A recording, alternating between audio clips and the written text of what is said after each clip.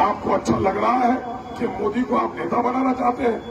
تیر کو تیر سمجھنا بھول ہے، حقیقت ہے کہ نریندر مودی کا بھول ہے۔ آپ کا بھول والوں کے ساتھ جانے دیں گے اپنے بیٹے کو؟ ہرگز نہیں۔ مجھے امید ہے ایک سچا گارجن ایک آوارہ بیٹا کی کبھی پشپراہی نہیں کر سکتا، بلکہ آوارہ بیٹا کو آوارہ گردی سے روکتا ہے۔ پیرپور کے میرے گارجنوں، ہم آپ سے گزارش کرتے ہیں، اللہ کے رسول نے کہا جس کا مطلب ہے مدد کرو اپنے بھائی کی، چاہے ظالم ہو یا مظلوم۔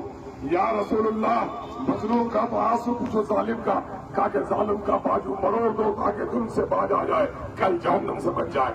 میں آپ سے کہنے آیا ہوں، آج میں دلتوں کی بات اٹھاتا ہوں، مسجدوں کی ممبر و محراب کی حفاظت کی بات کرتا ہوں۔ اس کی پارٹی بہار میں سورج نمسکار کرواتی ہے اور اختر ایمان سورج نمسکار کو رکواتا ہے۔ طے کر لیجیے، سورج نمسکار کرنے والوں کے ساتھ رہنا ہے یا سورج نمسکار کو روک دے کر سیکولر آئین کو بحال کرنے والوں کے ساتھ رہنا ہے۔ میں آپ سے کہنے کے لیے آیا ہوں، فریاد کرنے کے لیے آیا ہوں۔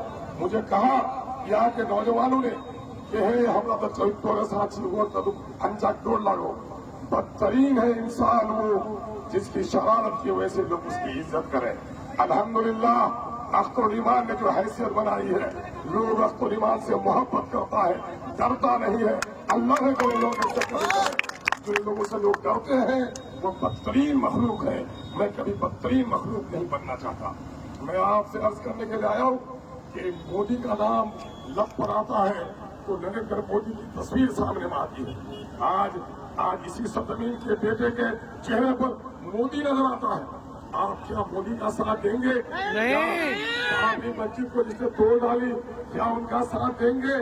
یا آج میں پیرپور کے لوگوں سے کہنے کے لیے آیا ہوں، کیا میرے بھائیوں، جن لوگوں نے مسلمانوں کے خلاف CAA کا قانون بنایا اور کل آپ کا بیٹا بھی اس قانون کی مخالفت کر رہا تھا، آپ اپنے بیٹے سے پوچھئے کہ کل آپ اپنے پڑوسی سے پوچھئے، آپ اپنے بستی سے بننے والے نیتا سے پوچھئے کہ 3 مہینہ پہلے تم مودی کو کہتے تھے مودی بھگاؤ، آخر وہ کون سی بات ہے کہ تمہاری مودی لاؤ کہتے ہو؟ تم نے اپنے میں کتنے کا سودا کیا ہے اور اس میں ہمیں بیچ ڈالنا چاہتے ہو؟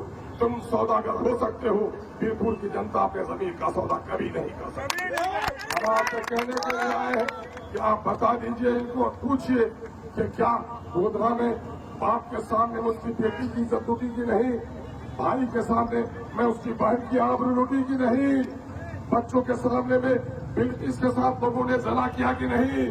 میرے بھائیوں، کیا ہم اپنی بستیوں کو بھی اپنی بلقیس کی آبرو لٹانے کے لیے تیار ہو سکتے ہیں؟ ہم گردن کٹا سکتے ہیں، بلقیس کی آبرو لٹنے نہیں دیں گے۔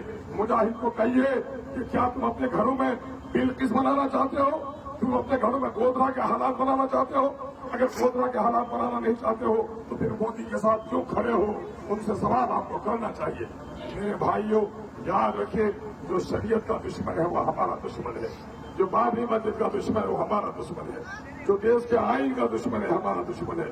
نتیش کمار پلٹو نے ہمیشہ پلٹ کر BJP کا ساتھ دیا۔ CAA کے کالا قانون ہو، طلاق بل کے ذریعے شریعت پر حملہ ہو یا 370 کا معاملہ ہو، اس پلٹو نے ہمیشہ BJP کا ساتھ دیا۔ نتیش کا کوئی وجود آج باقی نہیں ہے۔